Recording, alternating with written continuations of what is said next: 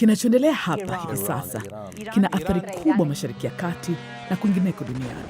Ili kuelewa kwa nini nchi nyingi zinaathiriwa na vita vya Marekani na Israel dhidi ya Iran, tunahitaji kuangalia baadhi ya ramani.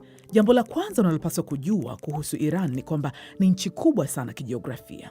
Ni kubwa zaidi kuliko Ufaransa, Ujerumani na Hispania zikiunganishwa kwa pamoja, na watu milioni 90 wanaishi humo. Kwa sababu ni kubwa sana, inaunganisha sehemu kubwa za Asia na Mashariki ya Kati. Iran has always been seen as a kind of gateway to the east, and from the east as a gateway to the west. In the south is the Persian Gulf, one of the most important waterways for oil supplies as well as agricultural trade and general supplies. Iran na nchi nyingine 7 zinapakana na Ghuba ya Uajemi, na uhusiano wao mara nyingi umekuwa na wapurukushani. Iran doesn't really have many friends in the neighborhood. And the relationship between Iran and the rest of the Gulf states has been, very tense ever since the revolution started in 1979. Mapinduzi yaliibadilisha Iran kabisa. Kiongozi wa kidini Ayatollah Ruhollah Khomeini alirejea kutoka uhamishoni na kuanzisha Jamhuri ya Kiislamu. Ilikuwa ni hatua ya mabadiliko makubwa, si tu kwa uhusiano wa Iran na majirani zake katika Ghuba, bali pia na Marekani pamoja na mshirika wake wa karibu katika eneo hilo, Israel. Wakawa maadui wakubwa sana. Viongozi wa Iran kwa muda mrefu wamekuwa wakikataa uhalali wa kuwepo kwa taifa la Israel, na wanasema kwamba Marekani ndiye adui wao mkubwa zaidi. Israel na Marekani wanapinga mpango wa nyuklia wa Iran kwa sababu wanasema Iran imekuwa ikijaribu kutengeneza bomu la nyuklia. Serikali ya Iran imesema mara kwa mara kwamba mpango wake wa nyuklia ni wa amani kabisa, na inakanusha kuwa inajaribu kutengeneza silaha za nyuklia. Sasa hebu tuangalie tena ile ramani. Marekani ina uwepo wa kijeshi katika nchi zote hizi Mashariki ya Kati. Na hapa kuna Israel. Iko umbali wa takribani kilomita 1000 tu kutoka Iran. Zote ziko ndani ya umbali mfupi kabisa unaoweza kushambuliwa na makombora ya Iran. Iran has quite an impressive missile stockpile. They have quite a range of missiles that are able to travel various distances from a few hundred kilometers to a few thousand kilometers. It also has quite an impressive drone technology they have utilized in the recent conflict. Lakini mkakati wa ulinzi wa Iran hauhusishi tu makombora na ndege zisizo na rubani. Tangu mapinduzi yake, Iran imekuwa ikijaribu kusambaza itikadi yake na kueneza ushawishi wake katika eneo la Mashariki ya Kati kwa kuunga mkono mtandao wa makundi ya wanamgambo wenye silaha kali yanayojulikana kwa pamoja kama mhimili wa upinzani. Iran has built a forward defense mechanism by building out these relationships with these groups. Kadri muda ulivyopita, muhimili huu uliwajumuisha Hamas wa Gaza, Hezbollah wa nchini Lebanon, Wahuthi wa Yemen, pamoja na makundi kutoka Iraq na utawala wa zamani wa Syria. There was always this underlying logic that Israel would not carry out, systematic, long-term strikes against Iran simply because that would trigger Hezbollah, and Hezbollah with 100,000 rockets would bear down on Israel. Lakini tangu vita vya Gaza, Israel imedhoofisha mengi ya makundi haya. Hivyo ndivyo uhusiano katika eneo hili ulivyokuwa mwanzoni mwa mwaka 2026. Kisha hili likatokea.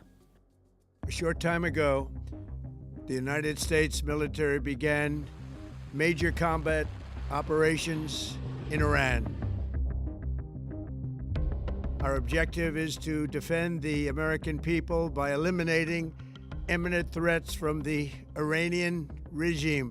Marekani na Israel zilishambulia maeneo mbalimbali nchini Iran na kumuua kiongozi mkuu Ayatollah Ali Khamenei. במשך 3.5 עשורים, רודן אכזר זה שלח טרור לרחבי העולם, אמלל את עמו ושקד כל הזמן, בלי הרף, על התוכנית להשמדת ישראל. Maafisa wa Iran walisema kuwa shambulio la Marekani pia lilipiga shule na kuua zaidi ya watu 153, wakiwemo watoto wengi. Jeshi la Marekani lilisema kuwa linachunguza taarifa za tukio hilo. Iran iliita mashambulizi ya Marekani na Israel kuwa yasiyo na msingi wowote, kinyume cha sheria na yasiyo halali.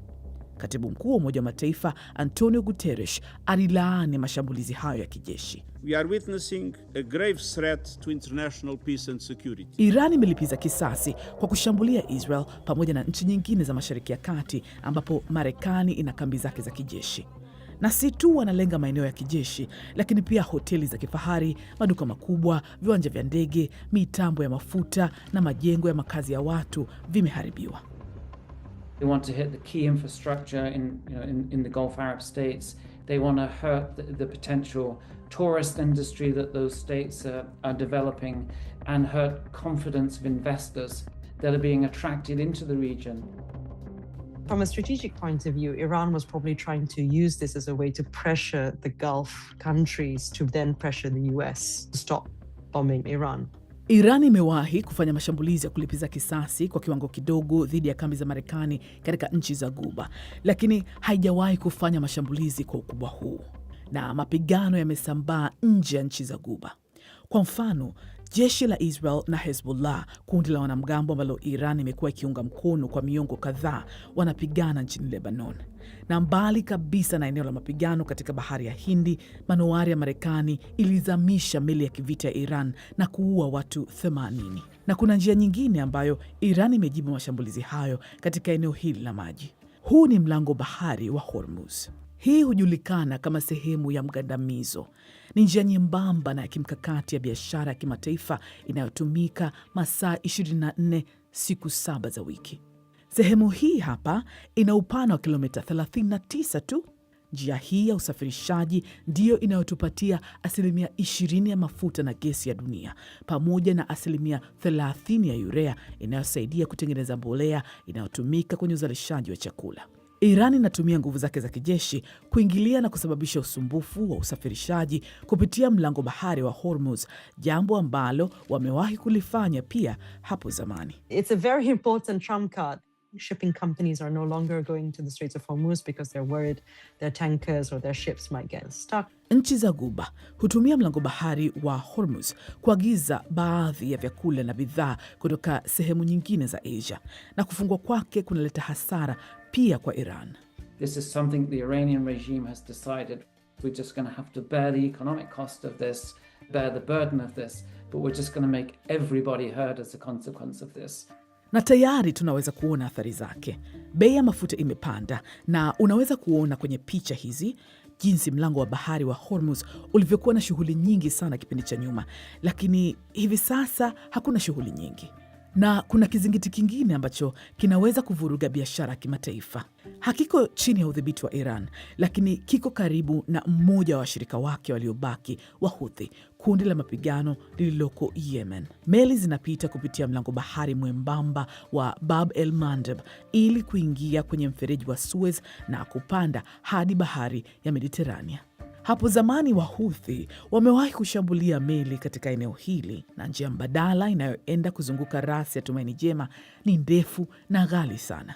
The Middle East and this region, really, it's a key point in the global supply chain. It just depends how long this conflict is going to go on for.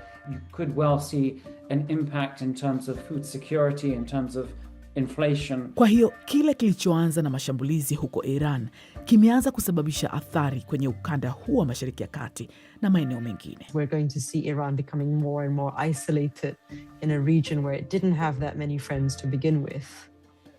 Even if the conflict ends tomorrow, it's not going to end the tensions that come with it.